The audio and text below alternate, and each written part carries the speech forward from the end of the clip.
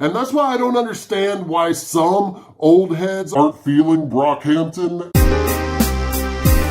Hey, what's up, y'all? Welcome to Brews and Reviews, and today I'm reviewing Brockhampton's Roadrunner, new light, new machine, and I am sipping on a North Coast Brewing Company Blue Star. That's a 4.5% wheat beer coming in from Fort Bragg, California, and this is a smooth beer, so let's get into the smooth stylings of Brockhampton.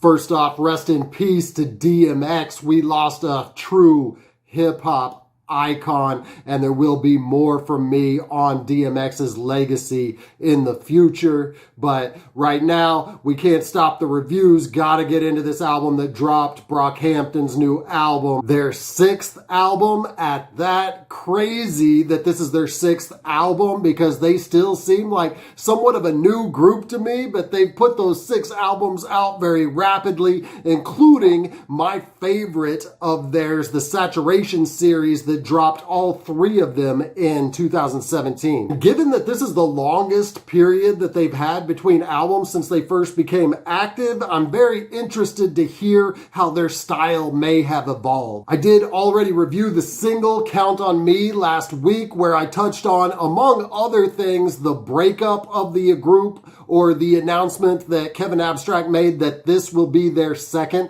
to last album. And I noted on that review that that's not necessarily a bad thing. There does come a time where groups reach their maximum potential and the separate members have to reach out and grow. And in many cases, we've got some great music from members going solo. I also noted the interesting title of this, Roadrunner, New Light, New Machine. Almost seems like they were trying to throw so many ideas into the title, which after listening to it, you do hear so many ideas coming together musically on the album, as you do on all Brockhampton albums, but it doesn't necessarily shed more light on what the title may mean, although I do get a few ideas along the way. The album kicks off with a banger, Buzz Cut, which was actually the lead single, and I've heard various aspects of Outkast influence in Brockhampton music over the years. Think 1999 Wildfire or Kevin Abstract's solo joint, Joyride. But I'd say this song is Outkast influenced in a way that I haven't heard them employ before. This is very much of the style of the Stankonia era of Outkast, where Kevin's verse in this and chorus can kind of remind you of Andre 3000 on Gasoline Dreams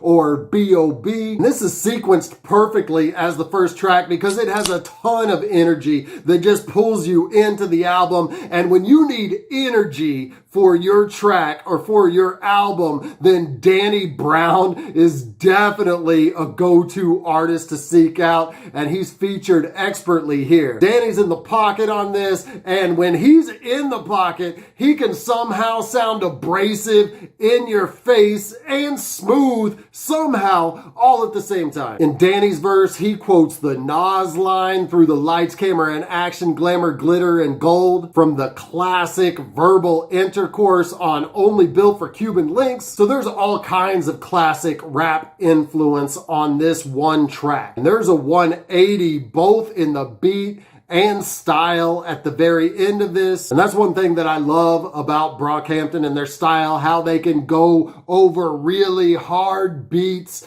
and completely switch it up all in the same track to get something more chill, which is what we get to play it out of this beginning song. Chain On. We did actually hear a slightly different version of this during the summer of 2020. It was already released, and we got jpegmafia on this one, and they really went for it with the features on these first several tracks. And I hate to say this because I love what all of the guest stars do on this album, but when you have a deep crew that's already 6 or 7 rappers and singers already in the group, you don't really need guest appearances, and I think that takes away from the own group's members' chances to shine. By the end of the album, I think there are a few Brockhampton members that were underutilized on this, and you could have had them fill in where they had jpegmafia or Danny Brown or ASAP Rocky or ASAP Ferg. That said, don't get me wrong, Peggy's verse is fire, and he has numerous references that you'll probably have to rewind, maybe even look up some of those to catch what he's talking about. But my favorite reference, he says, second fiddle to weirdos, you feel like Eddie Winslow. Of course, the character Eddie Winslow was just second fiddle to the star of the show, Steve Urkel, who was indeed a weirdo. Don McLennon also comes in with a good verse. The beat, I will say, gets a little bit monotonous, especially for the diverse styles that Brockhampton usually give us. They sample the classic of all classics at the end of this, Cream by the Wu-Tang Clan, my favorite group of all time. And to note, RZA actually co-signed these guys on a video that they posted on YouTube, and he probably gave his blessing for this sample too. And that's why I don't understand why some old heads aren't feeling Brockhampton. But really, if our goats like RZA are recognizing how great Brockhampton are, then other old heads need to give it a listen. Count on Me is next. Still one of the best tracks on the album. I did review this in detail last week on my last video, so go ahead and check that out. There's no need to rehash it here, but Count on Me is a great track. Bankroll. So this one has a long history. They've released at least 3 different snippets of this going all the way back to 2018, although the full track was never officially released until now, and they've reworked it again with the first verse starting off with ASAP Ferg, and ASAP Rocky is also on the track, although the verse that he did for this originally was actually repurposed and put on Count on Me. And on his guest spots, Ferg is always a standout to me. Even though I'm not a huge ASAP Mob fan, he always kills his guest spots, and he does the same here with a double time flow, coasting over an almost melancholy beat made of keys and somber vocal sample. Merlyn Wood makes his first appearance for verse 2 in a toned down version of himself, and rarely used for vocals, producer Jabari also comes in for verse 3. The Light. Now we're really getting into what the album is about. Kevin Abstract even said they were recording this while mourning Joba's father, and Joba makes his first appearance on this 5 tracks in, but wow, he makes the most of it with some emotional lyrics, not shying away from the recent suicide of his father. He says, when I look at myself, I see a broken man. Remnants of my pops put the Glock to his head. Nothing ever go as planned, couldn't make amends. Forcibly pretend I don't give a damn. And he goes on from there, describing it in graphic detail. He says, think I will always be haunted by the image of a bloody backdrop, skull fragments in the ceiling. Best lyrics on the album so far, for sure, for the realness and openness about a very personal experience. With the chorus, we are getting little clues about what the meaning of the album title might be. He says, for the record, I can fly around the world absorbing light.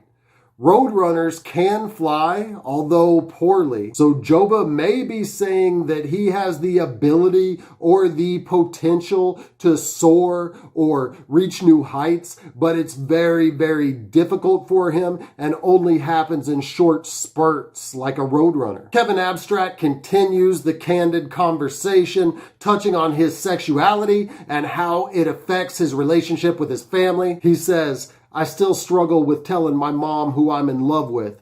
Subtleties in between where these diamonds gleam. When Thanksgiving come around, I still don't see 'em. When Christmas come around, I still don't see him. Windows. After that heavy track, we get what can only be described as a posse cut. SoGoneSoFlexy, Kevin Abstract's label, signee, kicks it off, and he was first showcased on Count on Me, and I said on my review of that I don't think he necessarily sees the opportunity to be on this high-profile song. I think he did a little better with that here, because I am digging his verse, and his deep southern drawl reminds me a little bit of Cujo Goody from Goody Mob. And we got all the Brockhampton vocalists on this, each bringing a little something with a great contribution to the track. We've got Merlyn Wood bringing the comic relief, while Joba gives us some bars on oppression. And Bearface even abandons his soulful singing to give us some actual rap bars. Yes,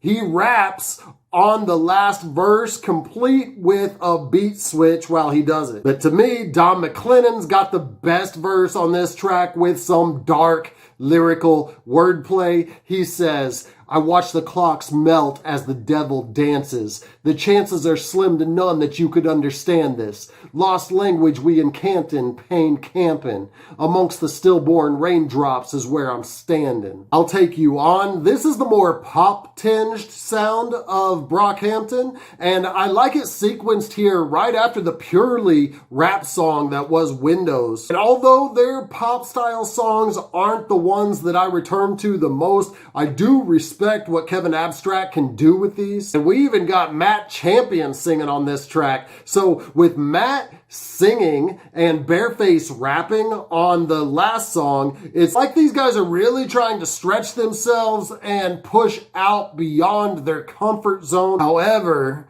this track in particular is ruined by this sound in the beat. It's like a boop boop kind of sound, and at the same time the beat stops for a second, and I really thought that my speaker was going dead the first time that I listened to this. Tell me in the comments if you get the same thing, if you thought your speaker or headphone was going dead with this weird sound that they chose to include, and even pause the beat briefly right there. Old News is more of the pop style from them, although this beat is a little bit better with a nice mid-range bass line. And we got Matt Champion singing again. I guess he's really prepping for that solo career at this point. But it's Joba, again stealing the show, mixing singing with rapping as he has been known to do so well on previous Brockhampton albums. What's the occasion? More pop sounds with Joba on the chorus and some guitars,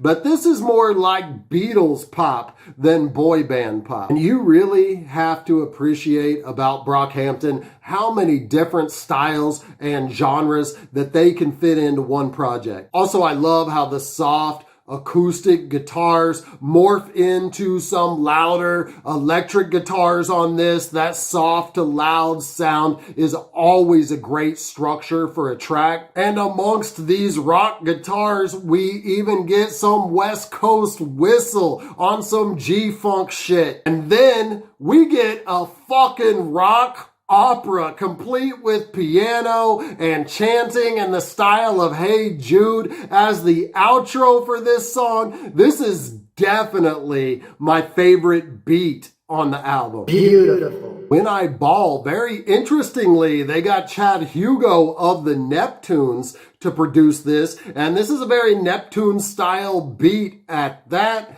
We've got Dom kicking it off with a very unique way to describe incarceration in his family. He says, watched uncles going on vacation for a couple years. When they came back, they needed clothes and had no souvenirs. Great verse from him. Matt Champion also has a good verse speaking on respect for family. Don't shoot up the party. And I've really been waiting for a Kevin Abstract verse like this for the entire album. He showcases his full rhyming abilities, and he says, all American self-hatred runs deep. White boys all I see whenever I sleep. I think these thoughts on purpose. but I knew about NSYNC for Cash Could Rule Me. He's referencing two very diverse styles that both influenced him musically to highlight how the American mindset is really about self-hatred for all people, but emphasizes the preferential biases towards white people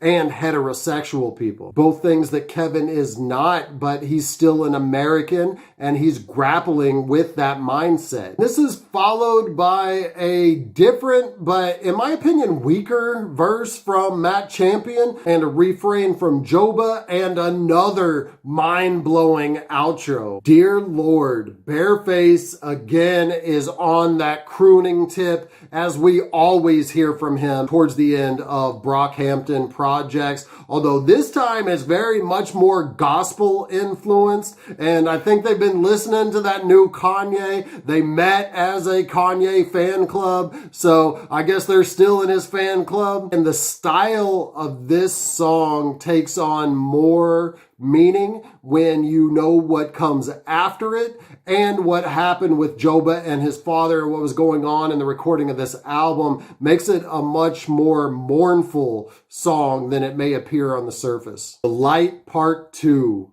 Joba very sadly again returns to the subject of his father's death. He whispers the chorus saying, "The light is worth the wait, I promise. Wait," screaming, "please don't do it." This was possibly recorded during the denial or bargaining phase of his grief. Kevin is also getting somber over a drumless and acoustic guitar driven beat, so quiet you can hear the fingers sliding over the strings to emphasize what he's saying. Speaking on the relationship with his mom, he says, "Me and her just got on good terms. Thank God for them unexpected turns. But I hate that she got me in this box, expecting me to see the light." So while we kind of realize what the light was for Joba, it seems it's something different for Kevin, as his religious mom expecting him at some point to see the error of his ways, of him being gay. I love the nuance here about how he can respect his mom. He can still love her even though she does not fully understand him. Joba definitely ends the album with more tear-jerking lyrics. He says, "Safe to say I'll find a way out the darkness. The way you left Ma hits me the hardest. What a shame things change in the blink of an eye. Fade away, fast break to the depths of the sky. Impermanence turn permanent with a 9. That's life. That's life." Damn. Given the way this ends, Roadrunner, New Light, New Machine is Joba's show. He was already a standout to me in what he'd done on previous projects, but we saw a new side of him trying to define probably one of the most defining experiences that he'll have in his life. I felt that Dom killed every verse that he was on, but was really underutilized. He wasn't on enough verses on this album, especially given the skill that he has and what we've seen him bring to previous projects. Kevin Abstract continued to do what he does best, bringing his genre-bending styles and penchant for making good song structure. And when it comes down to it, I wasn't feeling a lot of what Matt Champion was doing on this project. Let me know in the comments who you thought was the best MC on this and who you think is the best MC in Brockhampton, period, whose solo album you may be looking forward to. The production on this remains one of Brockhampton's strength, and it's really the basis for their many styles and all the diverse kinds of fans that they've picked up over the last few years. In fact, the production overall on this is better than their last two releases. Although this doesn't stand as high as any of the Saturation albums to me, this is definitely a good project and will further their legacy, even exhibiting some growth in certain aspects of what they're doing musically here. I give this a 9 out of a 12 pack. Thank you for watching my review of Roadrunner by Brockhampton. If you like this, go ahead and hit like now and hit me up in the comments. If you didn't like it, also let me know why in the comments. I drop hip-hop and hops related content consistently, so until I see you next time, keep buzzing.